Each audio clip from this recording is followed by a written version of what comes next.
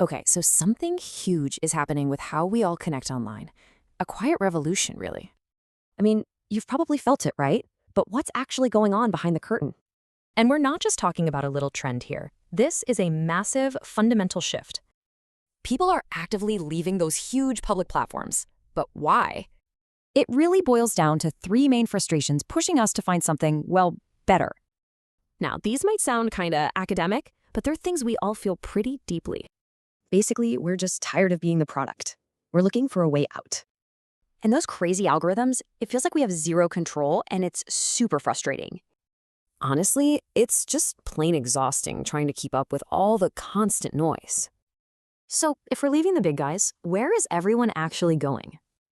Think of it like leaving a huge, noisy city for a small, private gathering of friends.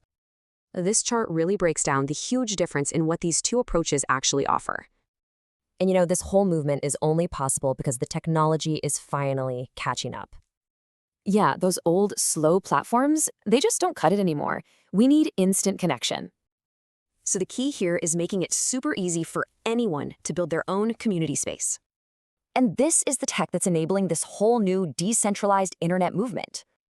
Okay, so let's tie this all together. What does our digital future actually look like?